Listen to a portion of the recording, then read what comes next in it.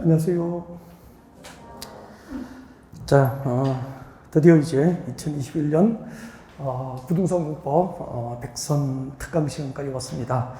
오늘 그동안에 우리가 공부했던 내용들을 최종 100개 선택된 문제를 통해서 최종 잘 다시 한 번 더 총정리하는 그런 멋진 시간이 됐으면 좋겠다라고 하는 기대를 전하면서 자, 1번 문제부터 시작을 하겠습니다.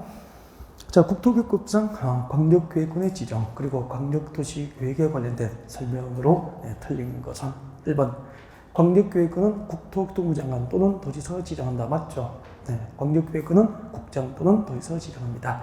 잠시 앞을 볼까요? 항상 이렇게 그 관련된 그림 우리가 늘 연습했던 거죠. 자, 봐주십시오. 여러분 여기 서울이라고 합시다. 서울이고 여기는 경기도 광명, 여기는 경기도 안양시라고 합시다. 이렇게 이 도에는 두 개 이상의 도시공간 전부 또는 일부를 하나의 단위로 묶어줍니다. 이것을 무엇이라고 하죠? 광역계획권 그렇게 하는 거죠.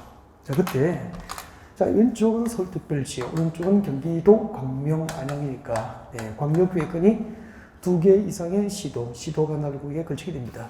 이때는 광역계획을 누가 지정하죠? 이때는 국장 그렇게 되죠. 이렇게 이해를 하고 있어야 되죠. 광역계획 두 개 이상의 시도가 나라국에 걸치게 되면 국토교통부장관이 광역계획권을 지정한다 그렇게 되고요.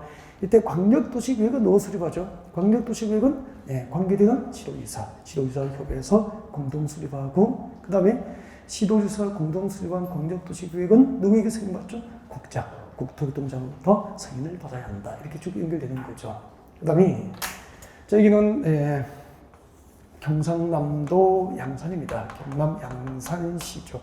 그리고 인근에 경남 창녕이 있습니다. 경남 창녕이라고 합시다. 자, 이렇게 양산하고 창녕을 묶어버리면 광역계획이 됩니다. 광역계획이 되는데 이때 광역계획은 같은 어디죠? 같은 경남도 도관할구역이 됩니다. 이렇게 광역계획권이 도관할구역을 대상으로 할 때는 누가 지정하죠? 도지사. 이때 광역도시계획은 누가 수립합니까? 관계되는 시당군수, 즉 양산시당과 창녕군수가 협의해서 공동 수립하게 됩니다. 시당군수가 협의해서 공동 수립 그렇게 되고요.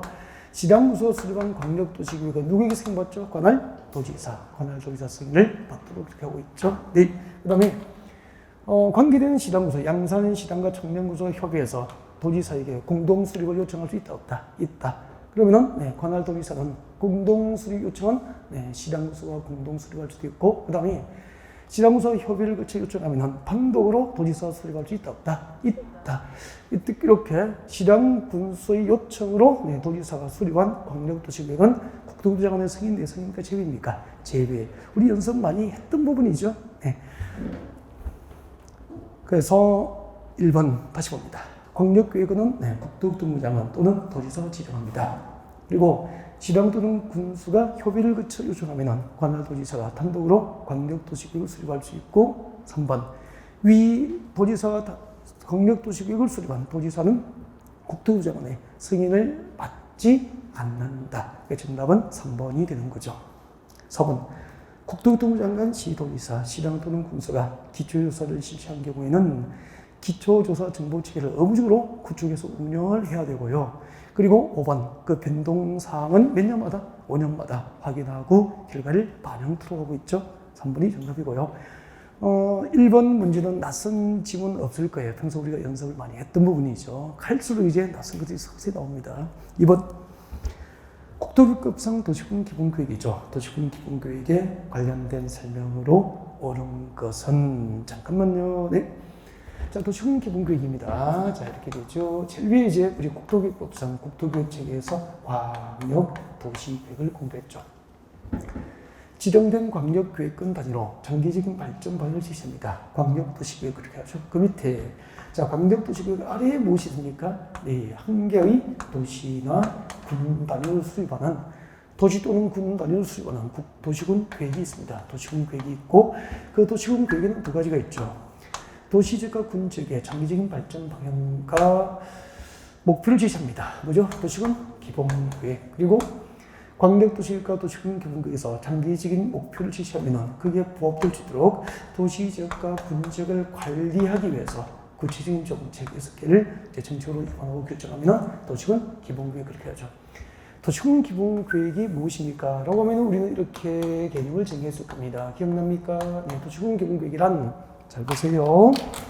한 개의 도시나 한 개의 군 다연수되기 때문에 도시 또는 군 관할국에 대해서 도시 또는 군 관할국에 대하여 그렇게 되죠. 도시 또는 군 관할국에 대해서 기본적인 공간구조, 도시 공간구조죠. 기본적인 도시 공간구조와 그리고 도시와 군 지역의 장기적인 발전 방향과 목표를 제시하는 부문별 계획입니까? 종합계획입니까? 종합계획을 도시군 기본계획이다 그렇게 했을 거예요. 이때 장기가 몇 년이라는 단위 계획 기간이 있다 없다? 없다라고 했고요.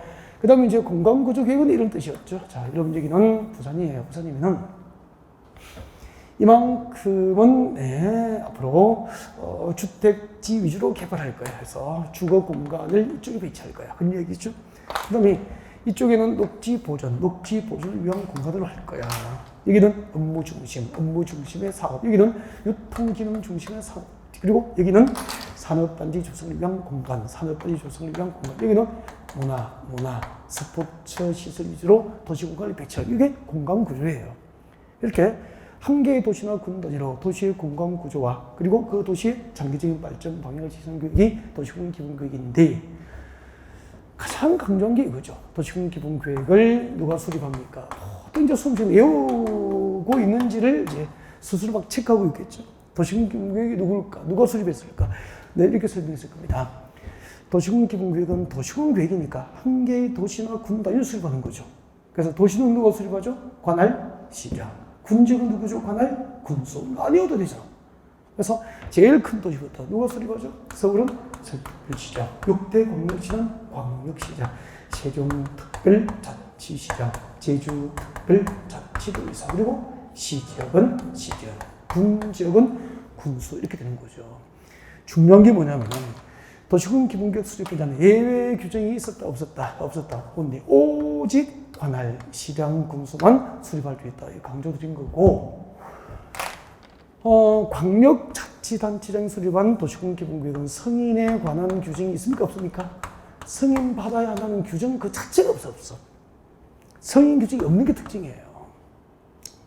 그리고 누가 수립한 것만 시장, 군수, 기초자치단체장으로서 시장, 군수가 수립한 도시군 기본계획만 누구의 승인받죠? 관할 도지사 승인을 받도록 한다. 이렇게 되죠.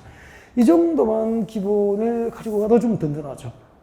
그리고 시 또는 군이 일정한 요건에 해당하면 도시군 기본계획 수립을 아니할 수도 있다. 여기만 생략이 가능해요. 여기는 생략을 줄 수 없어요. 시 또는 군만. 그죠? 수도권에 속하지 않고 광역시와 경기를 같이 하지 않고 인구 10만 명 이하인 시 또는 군은 도시군 기본계획 수립을 아니할 수 있다. 그렇게 되죠. 이번 문제 보겠습니다. 국토교육법상 도시군 기본계획에 관한 설명으로 옳은 것은 1번 국가계획과 관련되어 도시군 기본계획 수립이 필요한 경우에는 국토교통 장관이 수립할 수 있다. 틀렸죠? 예외 없이 시지역은 도시지역은 시장, 관할시장, 군지역은 관할, 군수. 예외 없죠. 1번 틀렸죠. 2번 수도권에 속하지 않고 광역시와 경기를 같이 하지 않는 인구 5만 명인 군지역이니까 10만 명 이하 맞죠. 네, 도시군 기본계획 수립을 아니할 수 있다. 2번이 정답이 되죠. 3번 도시군 기본계획 수립 기준 동그라미 하세요. 네, 계속 이제 나올 거예요. 여러분 수립 기준, 작성 기준, 입항 기준 등등 기준은 대개 누가 정하죠? 국장, 공식처럼 우리 암기를 하기로 약조를 했거늘. 그죠? 그래서 기본계획 수립 기준은 네, 국토교통장관이 직접 정하게 됩니다. 대통령령으로 정한다. 틀렸죠. 4번 특별시장, 광역시장, 특별자치시장, 특별자치도지사. 여기까지는 기초입니까? 광역자치단체입니까? 광역자치단체장이죠. 광역자치단체장이 수립한 도시군 기본계획은 승인에 관한 규정이 있다 없다? 없다. 승인을 받아야 한다. 틀렸잖아요. 5번 지역 여건상 필요하다고 인정될 경우에는 인접시군 관할구역 전부나 일부를 포함한 인접 시군 관할구역 전부나 일부를 포함한 도시군 기본구역을 수립할 수 있다. 전부 또는 일부를 포함한 도시군 기본구역 수립이 가능하니까 전부를 포함한 기본구역 수립도 가능하죠? 예. 그래서 정답은 2번이었습니다. 여기까지는 틀릴 게 없죠. 그죠? 평이 아주. 네. 3번 문제 갑니다. 이제 3번부터는 그래서 2번의 정답 몇 번이죠? 2번이 정답이었습니다. 3번 문제 보겠습니다. 옳은 것 2번 정답.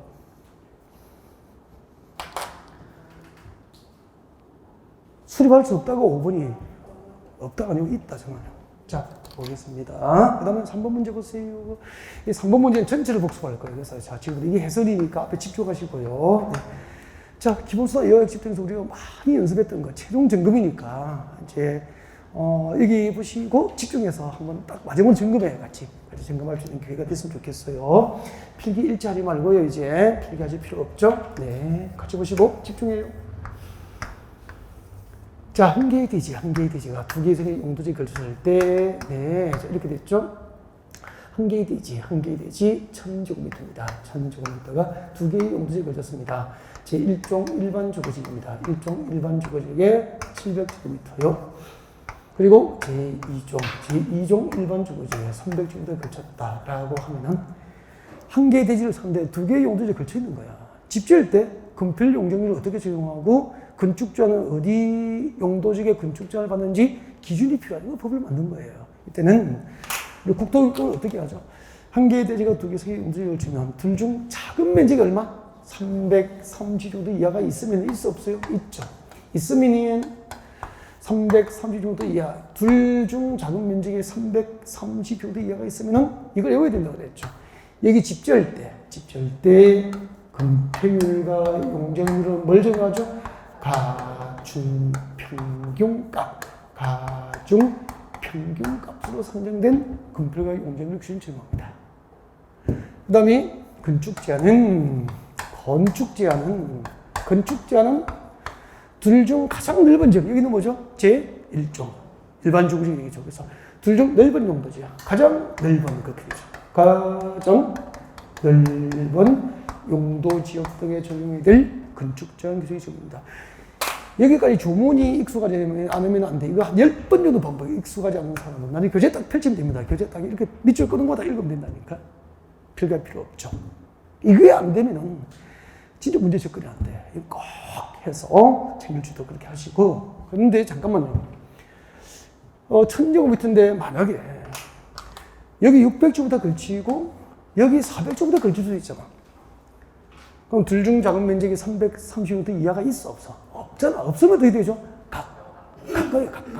이때는 각각이니까 일종 일반 주거지에 600제곱미터는 일종 일반 주거지에 적용이 될 건폐율 용적률 건축제한 기준을 그대로 적용하고 2종 일반 주거지에 걸친 400제곱미터는 2종 일반 주거지에 적용이 될 건폐율 용적률 건축제한 기준을 그대로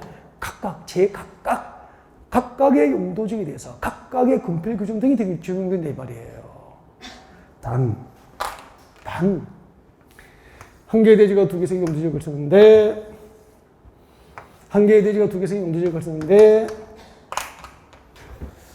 이렇게 걸쳤어. 이렇게 걸쳤다고. 그때 한번 봐요. 그때 한 개의 대지가 1500제곱미터인데 한 개의 대지가 1500제곱미터인데 여기 준주거지역에 1000제곱미터 걸쳤고 그 다음에 1500제곱미터 가운데서 일반 상업지역 일반 상업지역에 500제곱미터 걸친 거예요. 그러면은 한 개의 대지가 두 개의 용도지에 걸쳤는데 그중 일부가 도로변에 D 모양으로 지정된 상업지역에 일부 걸치게 됐죠. 이때는 기준을 330이 아니고 얼마 기준이죠? 660 기준만 바꿔주면 돼요. 660정도 기준으로 해서 둘 중 작은 면적이 660정도 이하가 있으면은 똑같아. 이게 집 지을 때 건폐율 용적률은 가중평균가, 건축자는 그중 가장 넓은 지역 기준을 적용한다 이 말입니다. 이해가 됐습니까? 네. 여기에 대해서 특례가 있어요. 특례 순서대로 딱 외우라고 했습니다. 이 교재의 편집이 딱 이대로 돼 있습니다. 기본서만 딱 읽으면 돼 나중에. 이 필기의 욕구를 느끼면은 이론이 안 돼 있다는 건 복습해야 돼. 알겠죠? 필기하고 싶다는, 아니, 이론이 덜 됐다니까. 복습하셔야 돼. 앞에 보시고, 제일 먼저 1번이 뭐지? 한 개의 대지가 두 개의 용도적을 걸쳤는데, 이게 자체로 외우라고 했잖아. 한 개의 대지가 두 개의 용도적을 걸쳤는데, 건축물이 제일 먼저 어디에 일부 걸치면은 고도지구에 일부 걸쳐버리면은, 대지입니까? 건축물입니까? 건축물이 일부 걸치면은, 고도지구에 일부 걸쳤어. 걸쳐버리면은, 그 건축물 전부와 대지는 고도지구에 적용해야 할 건축물과 대지에 관한 규정을 적용하는 거야. 면적과 상관없이. 첫 번째, 건축물이 고도지구에 걸치면 대지 면적과 상관없이 건축물 전부와 대지는 고도지구 규정을 적용한다 이 말이야. 그 다음에 두 번째는 이거잖아.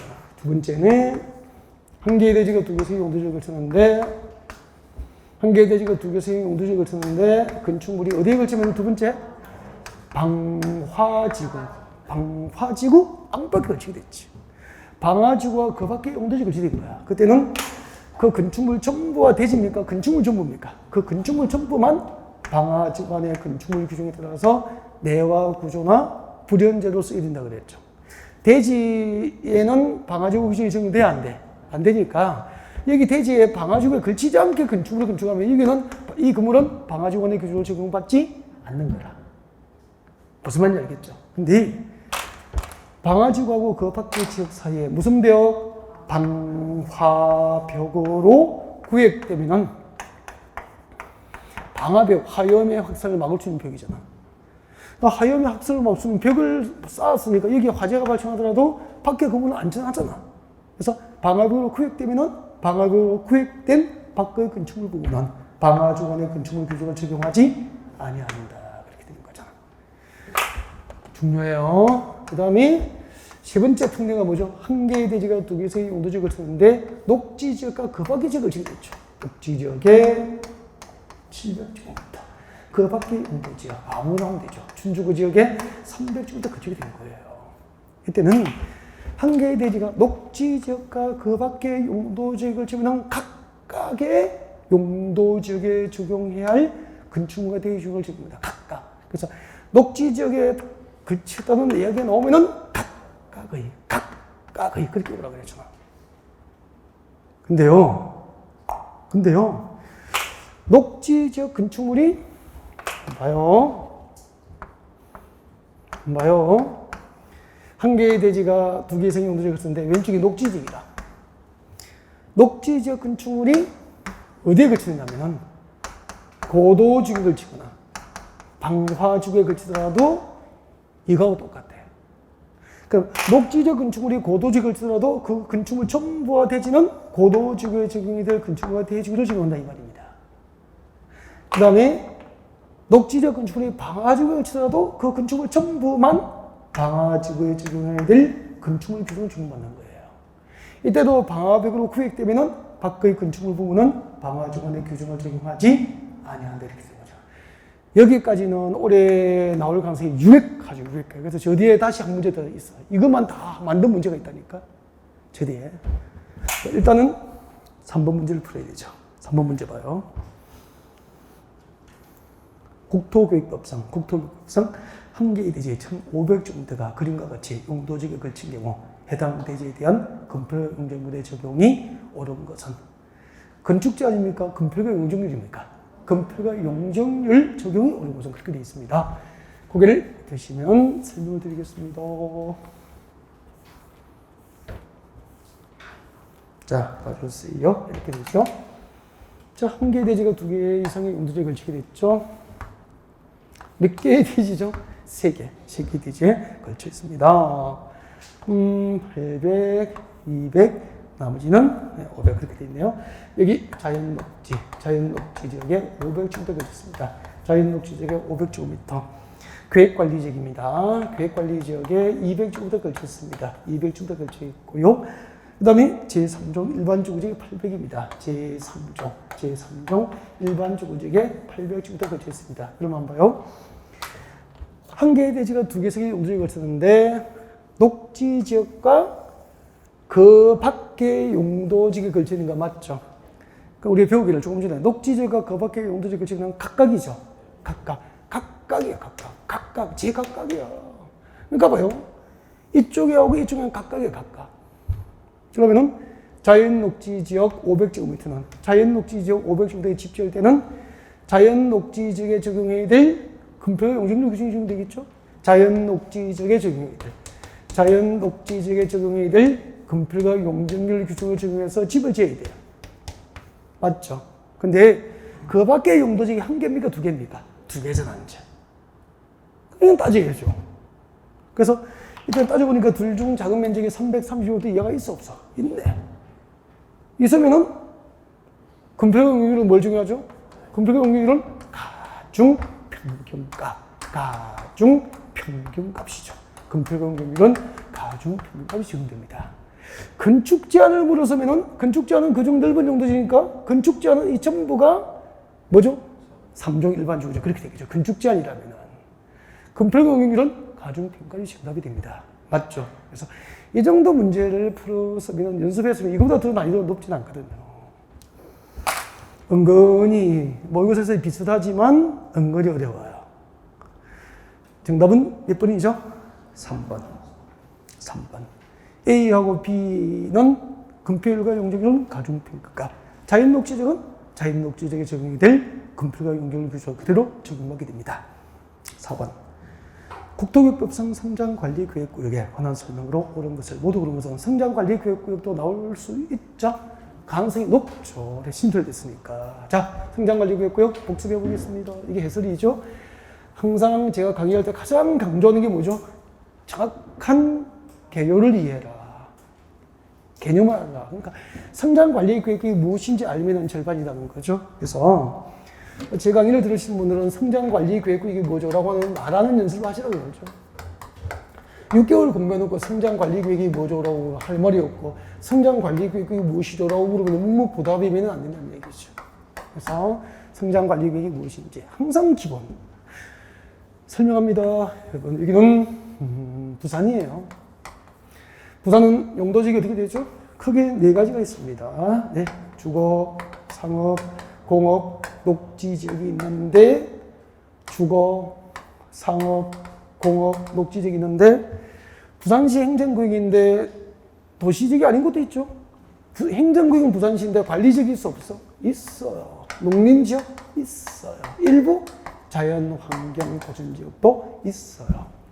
근데 주거지역, 상업지역, 공업지역 용도지역이 지정되고 있으면 개발용도입니까? 보전용도입니까? 말씀하세요. 개발용도, 시가화용도, 개발용도, 시가화용도, 개발용도.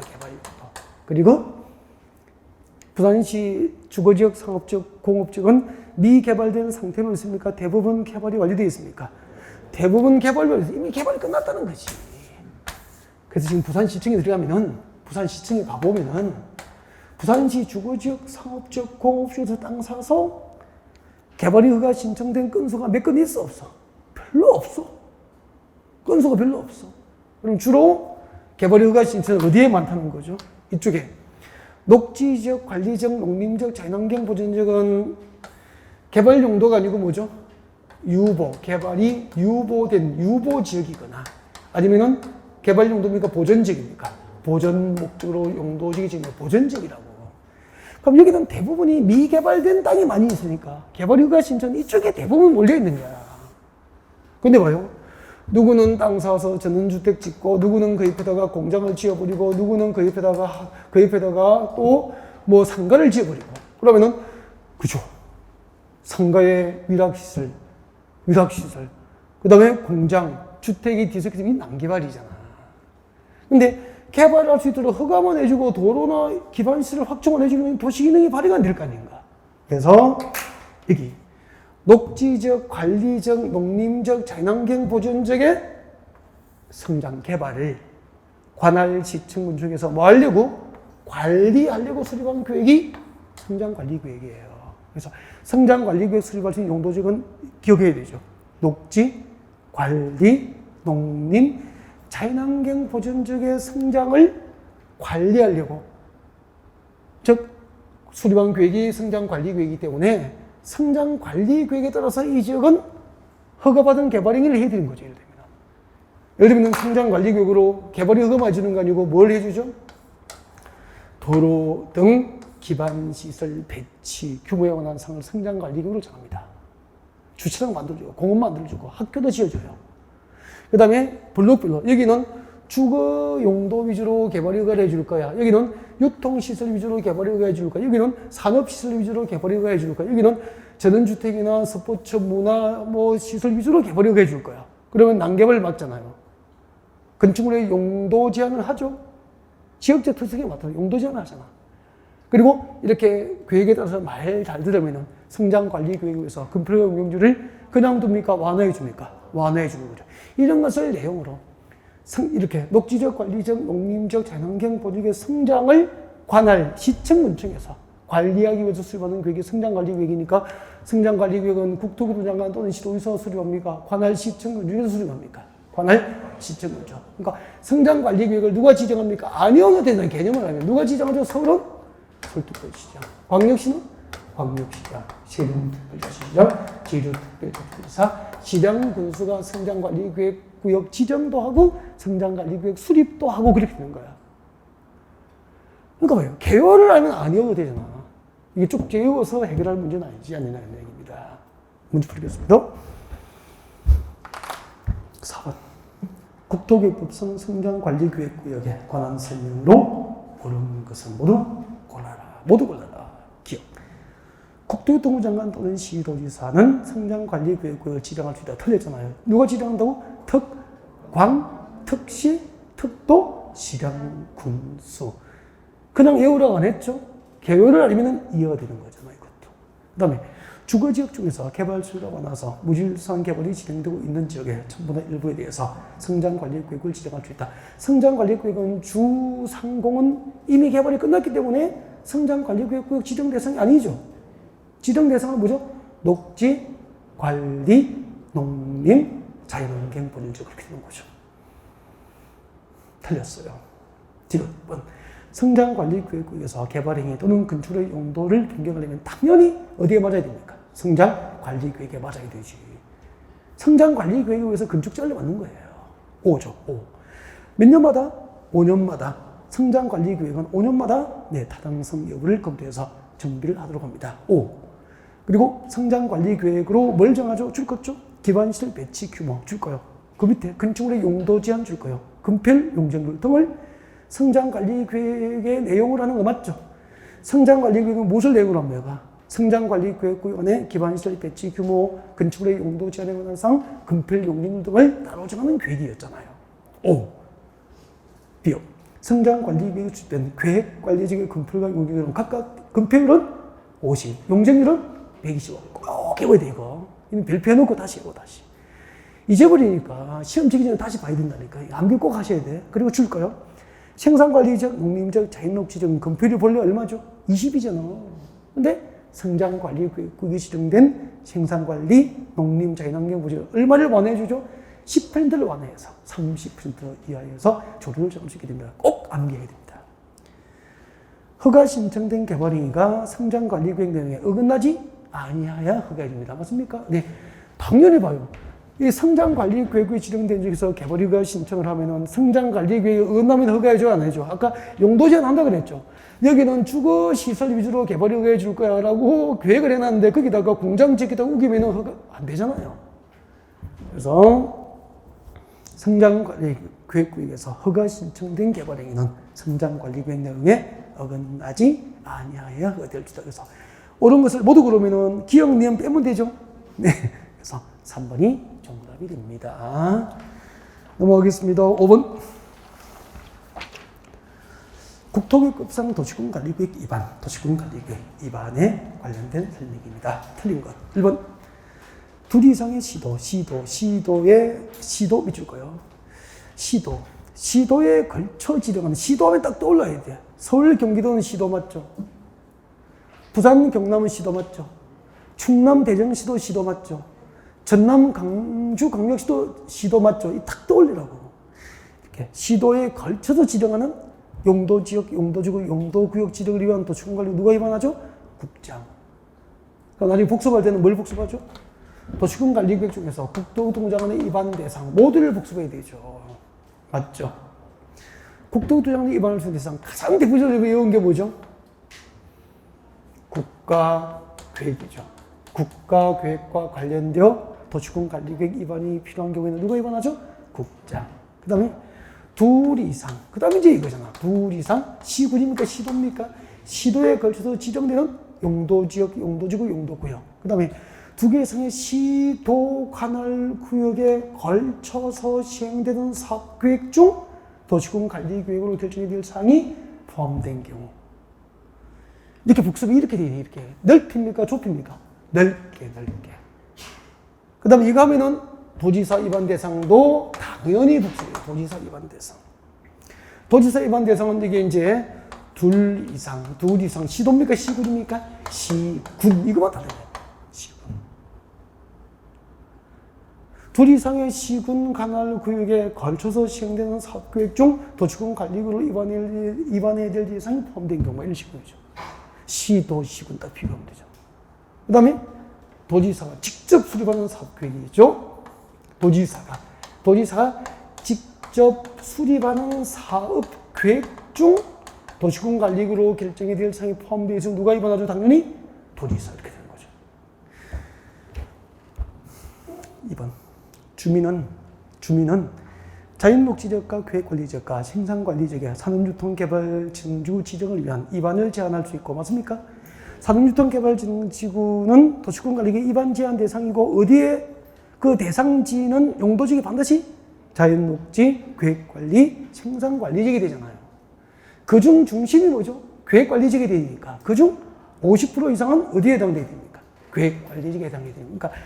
자연녹지지역, 계획관리지역, 생산관리지역 중에서 절반 이상은 계획관리지역이고 나머지 일부 자연녹지지역과 주변의 생산관리지역을 포함하여 산업유통개발지구 지정이 도시군관리구역으로 위반이 제한될 수 있다, 그런 얘기잖아요. 2번. 위 2번의 제한을 하는 경우에는 대상 토지 면적 얼마죠? 3분의 2. 산업유통개발지구 지정을 제한할 때 동의요건은 3분의 2죠. 기반시설 설치는 5분의 4. 나머지는 전부 3분의 2 동의요건을 필요로 하잖아. 제한할 때. 4번.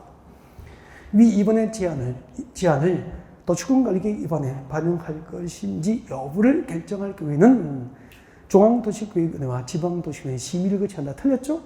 제한된 것을 도시군관리계획 위반에 반영할 것인지 여부를 결정하기 위해서 필요하다면 중앙도시계획위원회와 지방도시위원회 심의가 아니고 뭐죠? 자문을 거쳐야 합니까? 거칠 수 있습니까? 자문은 임의규정이니까 자문을 거칠 수 있다. 그렇게 되죠. 4번이 정답이죠. 5번. 위반권자가 산업유통개발지구 지정을 위반할 경우에는 해당 지방의회 의견을 드려야 나갔습니까? 지방의회 의견 줄까요? 지방의회 의견 총지대상. 밑에 적어요. 총지대상. 지방의회 의견 총지대상. 도시군관리계획 위반할 때 지방의회 의견 총지대상. 중요한 건 외워야 되는 거 아니고, 이거? 나중에 책 찾아서 외우라고. 생각나는 게 뭐죠? 꼭 외워야 될 게 있어. 용도지역, 용도지구, 용도구역. 지역, 지구, 구역의 지정 및 변경이죠. 지역, 지구, 구역의 지정과 변경을 위한 도시군관리계획을 위반할 때는 지방의회 의견을 드려야 됩니다. 용도지역, 용도지구, 용도구역을 지정하거나 변경하기 위한 도시군관리계획 위반할 때는 해당 지방의회 의견을 드려야 됩니다. 그럼 여기 산업유통개발지구 지정은 용도지구 지정이니까 지방의회 의견 준비 대상 맞죠? 그 다음에 도로 중 무슨 도로? 주간선도로. 도로 중 주간선도로. 학교 중 대학. 이렇게 쭉 나간다고. 이게 몇 가지 기본서 딱 찾아서 외우라고 체크하는 걸 암기하시라니까. 복습 이렇게 해야 됩니다. 풀었던 문제하고 비슷한 애가 아니고 이렇게 복습하시라고. 지방의회 의견 중에서. 그러니까 이런 것은 필수적으로 암기되어 있단 말이에요. 용도지역, 용도지구, 용도구역의 지정과 변경을 위한 도시군관리계획 위반할 때는 지방의회 의견을 드려야 한다. 도로 중 주간선도로. 학교 중 대학. 초중고 포함입니까? 제외입니까? 제외. 이렇게 나가잖아. 철도 중 어느 철도가 아니고 철도 중 도시철도. 아니겠네. 철도 중 도시철도 이렇게. 6번. 국토교육법상 도시군관리계획 위반 시 토지 적성평가만을 아니할 수 있는 것. 토지 적성평가만 생략할 수 있는 요건을 찾아라 이 말이에요. 기억번. 이거 동영에서도 봤던 지문이잖아요. 지구단위구역이 어디에 위치하죠? 도심지 동그라미. 지구단위구역의 도심지에 위치하면은 기초조사 등을 생략할 수 있죠. 그 다음에 환경영향평가법상 전략환경영향평가 대상인 도시군관리구역을 위반할 때는 뭘 생략하죠? 환경성 검토만 생략할 수 있잖아. 그 다음에 D급번. 지구단위구역의 나대지 면적이 구역 면적이 몇 %? 2%에 미달 동그라미. 2%에 미달하면 이것도 기초조사 등 생략 요건이죠. 이거 동행에 나갔잖아. 주거지역 상업지역 공업지역. 아니구나. 주거지역 상업지역 공업지역 또는 계획관리지역. 여기까지 줄까 봐요. 주거지역 상업지역 공업지역 계획관리지역에 미칠 거예요. 공통점이 주거지역 상업지역 공업지역 계획관리지역 주상공 계획관리지역의 공통점은 보전용도입니까? 유보지역입니까? 개발용도입니까? 개발용도라. 개발용도잖아. 이 개발용도에 해당하는 이 용도지역을 그 밖의 용도지역은 뭐죠? 유보지역과 보전지역으로 바꾼다 이 말이야. 알겠죠? 이럴 경우에는 네, 토지 적성평가만 생략이 가능해요. 토지 적성평가만 생략이 가능한 요건이다 말이야. 토지 적성평가만 생략할 수 있다고. 그 다음에 미연번. 지구단위 계획 내용에 너비 12m 이상 도로 동그라미 넣었죠. 너비 12m 이상의 도로 설치 계획이 없다면 이것도 낯설지 않죠? 기초조사 등 생략 요건이죠. 네, 그래서 거기 기역, 디귿, 미음, 기역, 디귿, 미음 이 세 개 묶어봐요. 기역, 디귿, 미음 묶어요. 이 세 개는 뭐죠? 기초조사 등이야. 기초조사 등 생략 요건이에요. 기초조사만 생략합니까? 기초조사 등입니까? 기초조사 등을 생략하니까 기초조사도 아니할 수 있고 거기에 포함될 환경점검도, 토지성평가, 재채학성 문서를 모두 아니할 수 있는 거라고. 근데 니은번은 뭐죠? 기초조사에 포함될 환경성 검토만 아니할 수 있는 거라고. 그 다음에 거기 리얼, 비업, 시옷 이 세 개는 뭐죠? 토지 적성평가만 생략할 수 있는 거라고. 토지 적성평가만 생략할 수 있는 거라고. 그래서 토지 적성평가만을 아니할 수 있는 것을 모두 그런 것은 몇 번입니까? 3번이 정답이 된다 이 말입니다. 아셨습니까? 네. 그래서 6번 관리 문제도 우리가 동행에서도 연습하고 다 문제집에서 연습을 했었죠. 네, 다시 한 번 더 점검할 수 있는 기회가 됐으면 좋겠습니다. 7번. 국토교육법상 개발행위 허가 및 공공시설 기속 등에 관련된 설명으로 틀린 것은 그렇게 되어 있습니다. 저 밑에 빈 공간에 필기를 좀 했으면 좋겠습니다. 필기하세요. 저 밑에 공간에 필기하세요. 저 밑에 공간에 필기를 좀 하셨으면 좋겠어요. 필기하기 싫고 막 그런 건 아니죠. 그죠?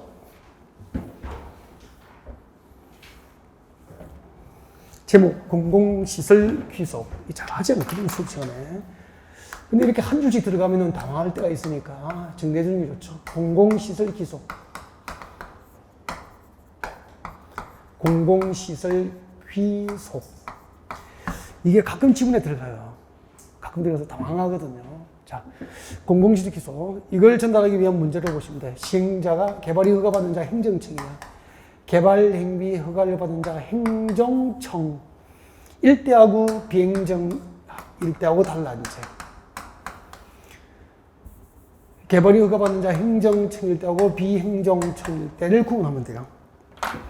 행정청, 비행정청 그렇게 되죠. 행정청, 비행정청 허가받은 자가. 자, 그때 개발 허가받은 자가 행정청인데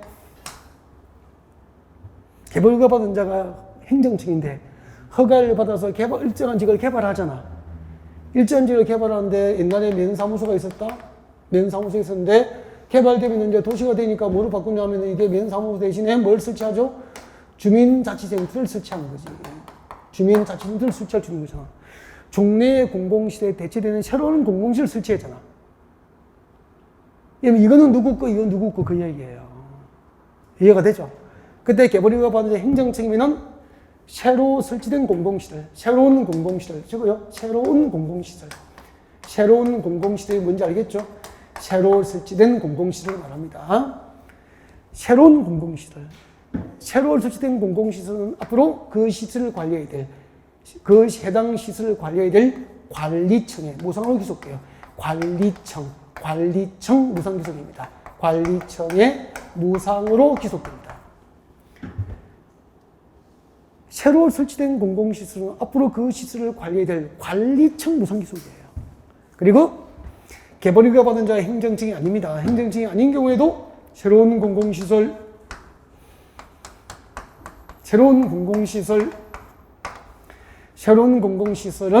그 시설을 관리해야 될 관리청 무상 기속이에요.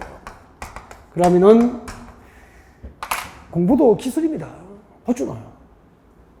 아니, 개발허가 받은 자가 행정청이든 비행정청이든 새로운 공공시설은 전부 그 시설을 관리해야 될 관리청의 무상으로 기속된다 이 말입니다. 이것만 딱 하나 잡아도 헷갈릴 게 별로 없다.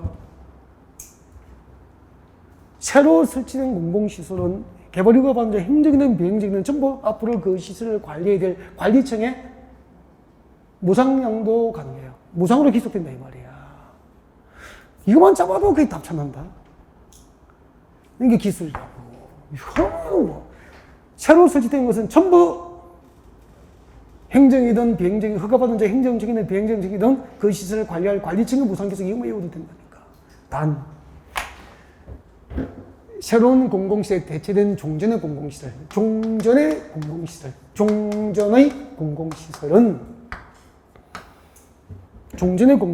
이거 먼저 구분하면 돼. 종전의 공공시설은 허가받은 자 행정청이면은 개발이 허가받은 자에게 허가받은 자에게 무상양도입니다. 무상으로 양도돼요. 허가를 받은 자가 행정청이면은 무상양도예요. 종래 공공시설은 무상으로 양도됩니다. 근데 개발이 허가받은 자 행정청이 아니면은 종전의 공공시설은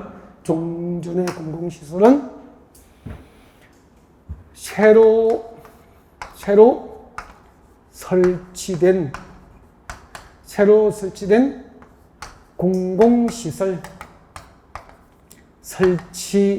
설치 비용 범위에서 무상양도 가능. 새로 설치된 공공시설 설치 비용 범위에서 무상양도 가능. 이것만 다르다니까, 이것만. 새로 설치된 공공시설의 설치 비용 범위 안에서 개발허가 받은 자에게 무상으로 양도해 줄 수 있는 거야. 그럼 만약에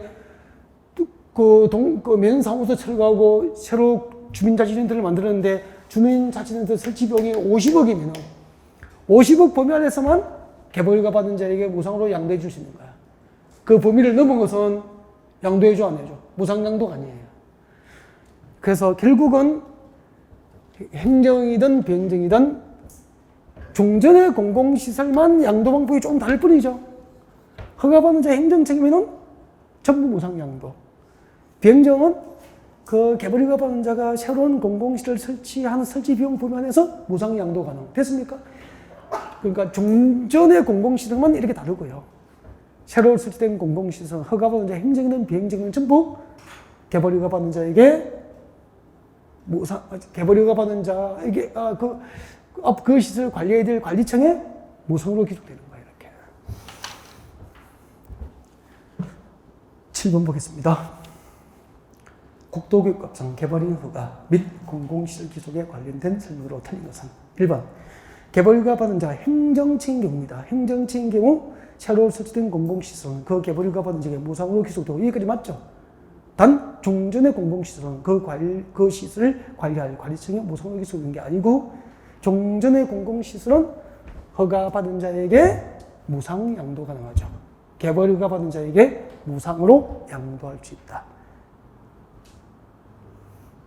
새로 설치된 것은 그 개발 허가 받은 자에게 무상 기속이 아니고요. 새로 설치된 공공시설은 어떻게 되죠?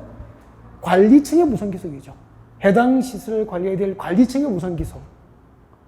바꿔야 되죠. 개발허가 받은 자 행정청이라면 새로 설치된 공공시설은 개발허가 받은 자에게 무상 기속이 아니고 그 시설을 관리할 관리청에 무상 기속되고, 그러니까 바꿔야 되죠. 관리청에 무상 기속되고, 그 뒤에 종래 공공시설은 개발허가 받은 자에게 무상 양도 가능. 개발허가 받은 자에게 무상 양도 가능. 그렇게 해야 되죠. 그래서 1번이 바뀌어 있죠. 그래서 1번이 정답이에요. 2번 도시적과 계획관리적 미칠 거예요. 고개를 잠깐만요.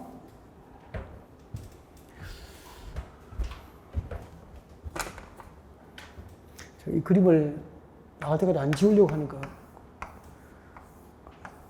거기 되시죠? 우리 국도교육급상 개발휴가 대상이 어떻게 되죠? 근공, 토 이렇게 되잖아요.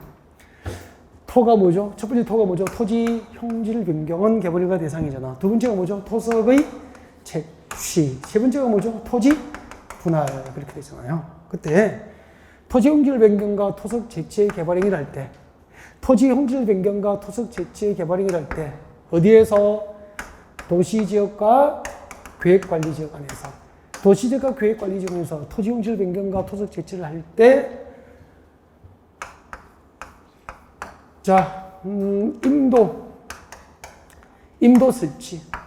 산림자원의 조성 및 관리에 관한 법률에 따라서 임도를 설치하거나, 도시지역과 계획관리지역 안에서 산림자원의 조성 및 관리에 관한 법률에 따라서 임도를 설치하거나, 사방사업법에 따라서 사방사업을 할 목적으로 토지 형질 변경과 토석 채취할 때는 이 법에 의해서 개발허가를 안 받고, 국도교육법에 의해서 개발허가 받지 않고 다른 법이 적용되는 거야. 임도 설치를 목적으로 할 때는 산림자원의 조성 및 관리에 관한 법률에 관한 산림법으로 저는 이야기를 합니다. 약칭해서요.